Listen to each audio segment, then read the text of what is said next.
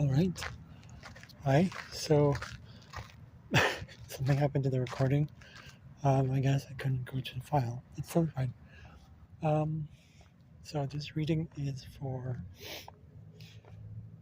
Scorpio, dating November 18, 2025, which is going to be Tuesday. So it's good timing because it's Mars. It's Tuesday's Mars, but it's the traditional ruler of Scorpio. For those who already know that, right? Um, let's see here.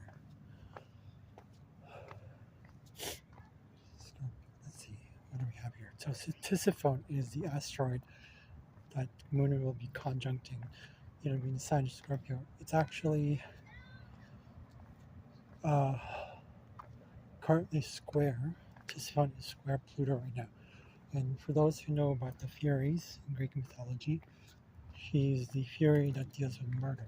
So actually acting upon things that, well, people or the human mind, or rather the conditioned unconscious mind, will label as retribution, justice.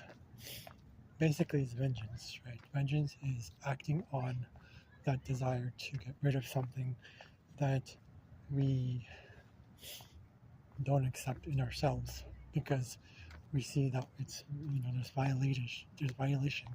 We've been violated from our rights to be safe and secure and myself. And that's the part of the ego that is pretty much tied to the sun as well.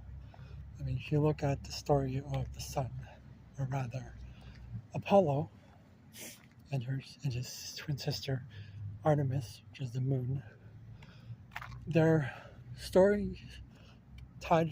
There's a lot of vengeance tied with them. They were to mount retribution if they didn't get what they wanted. It's very much the ego, right? The ego and its desire to. Well, when I say ego, I don't mean necessarily ego, but I call it the unhealthy ego, right? Well, it doesn't matter what I call it. So,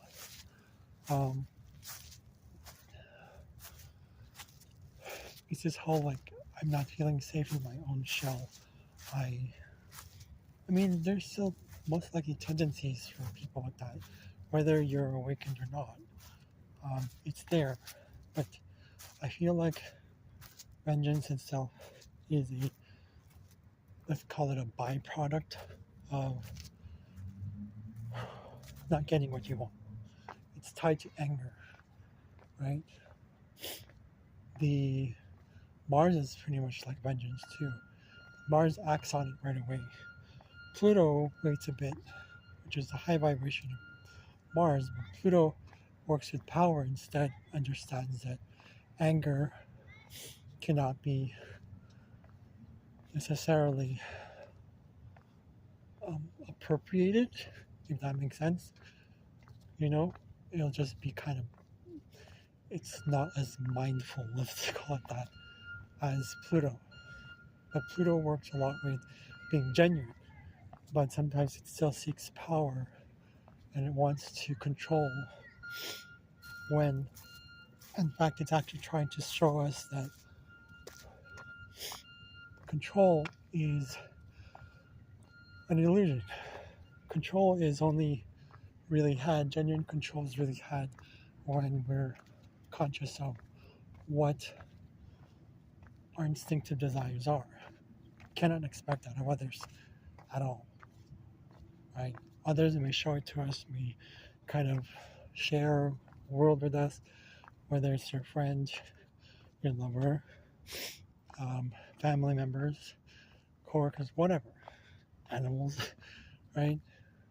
Because this Mars represents that part of us that it's like it's an active and reactive sign, or other energy or part of ourselves, the archetype within us that goes like moving. It wants to flow. It wants to go.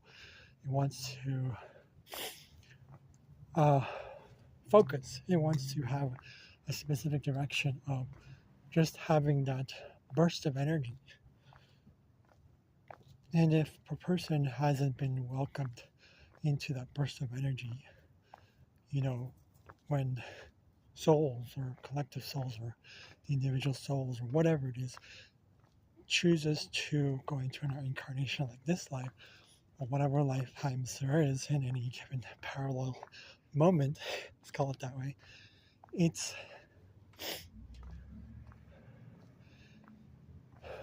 cannot be itself. So the Mars energy is uncontainable. You shouldn't contain Mars. You shouldn't contain anger. You should let it ride on it, ride, and you just be present with it, right? And this is the high vibration when it comes to Eris. Eris, the high vibration of Pluto. So when we look at it this way, in terms of like what we're talking about with Tisiphone, there's a way to seek vengeance where it's not actually vengeance. You know, in biblical terms, vengeance is mine.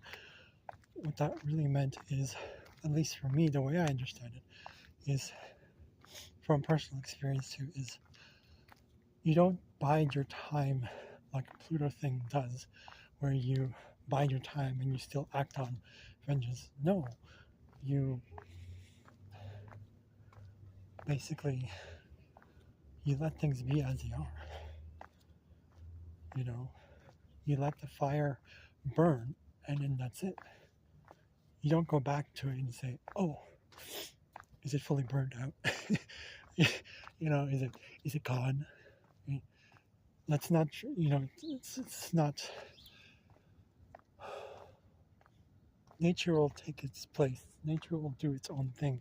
You have to let it do its own thing, because otherwise it becomes something else, right? That's what this whole thing represents when it comes to murder, because you've been holding in our true desire from within, which is, for me personally, when it comes to anger. Anger is it's a surface emotion. That's what I learned. Thank you, Teal Swan, for that. Making sense of the whole thing, why anger is a surface emotion. Because it's a cover-up for what we're really feeling, right? So the same thing with Pluto. That's why Pluto is in the underworld, right? So once it goes into higher elevations of Eris, or the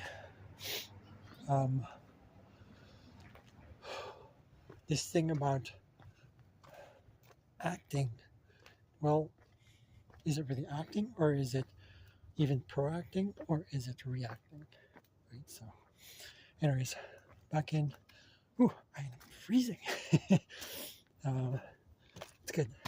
It's good exercise. Okay, well, thank you very much for watching. I hope that helped. It's you can say food for thought. I'll see you guys later. Bye.